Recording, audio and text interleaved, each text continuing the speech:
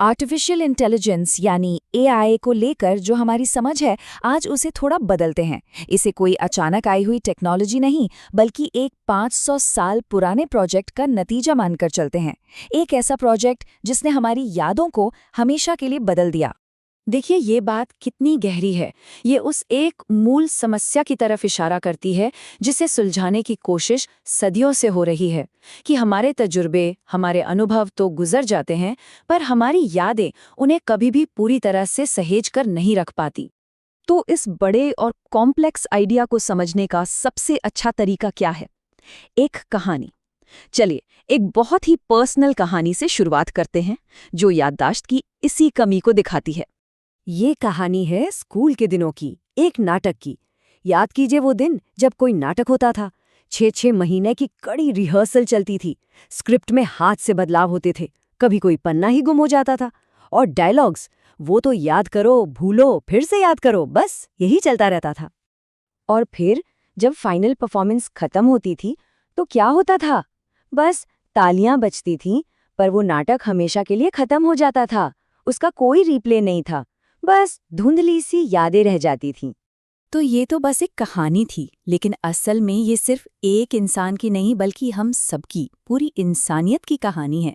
ये जो यादों का अधूरापन है ना, इसी को ठीक करने की कोशिश सदियों से चल रही है।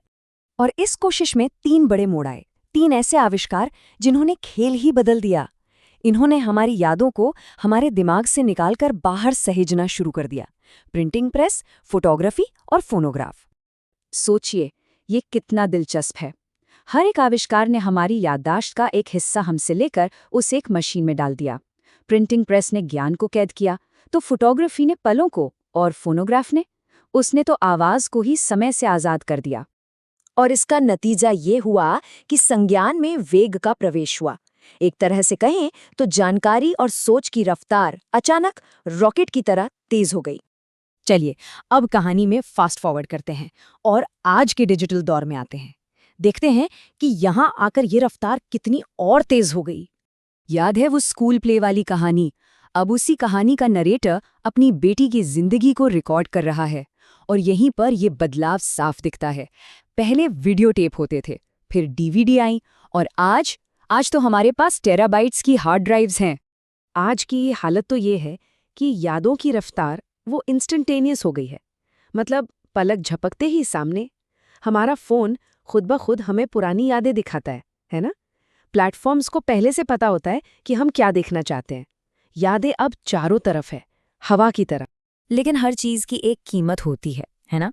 इस इतनी सारी अनंत बाहरी मेमोरी के लिए हमने एक बहुत बड़ा समझौता किया है, एक ट्रेड ऑफ।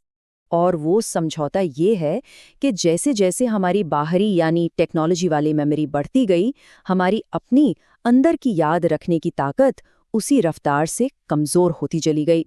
ये बात शायद हम सबको महसूस होती होगी। एक ज़माना था जब हम 3 घंटे की फिल्म बिना हिले देख लेते थे, और आज हम वही 3 घंटे की फिल्म देखते देखते बीच बीच में न जाने कितने शॉर्ट वीडियोस देख डालते हैं। हमारा ध्यान पूरी तरह बट चुका है। तो अब वक्त आ गया है कि इन सारे धागों को, प्रिंटिंग प्रेस से लेकर आज के एल्गोरिदम तक, सबको एक साथ जोड़ा जाए और समझा जाए कि आर्टिफिशियल इंटेलिजेंस असल में है क्या।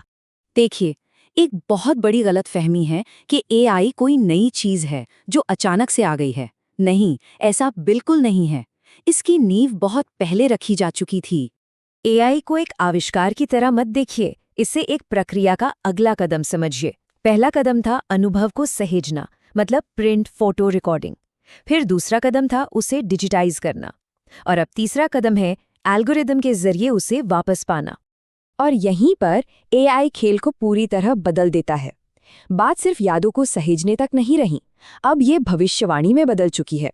मतलब एआई हमारे अतीत का इस्तेमाल करके हमारे आज और हमारे कल को एक तरह से क्यूरेट कर रहा है। तो सवाल ये उठता है कि ये जो 500 साल का सफर रहा है, इसने बनाया क्या है? आखिर में हमारे हाथ क्या लगा? इसने बनाया है पुनर्संयोजन युग, एक ऐसा दौर जहां एआई ने हमारी यादों की जगह नहीं ली, बल्कि उसे एक इंडस्ट्री बना दिया है। एक ऐसी इंडस्ट्री जो हमारे अनुभवों को ही बना रही है, उसे क्यूरेट कर रही है। तो मैं एक सवाल के साथ इस बात को खत्म करूंगा। सोचिएगा जरूर कि जब यादों का इस तरह औद्योगीकरण हो जाए तो फिर एक असल अनुभव, एक असली एक्सपीरियंस होता क्या है?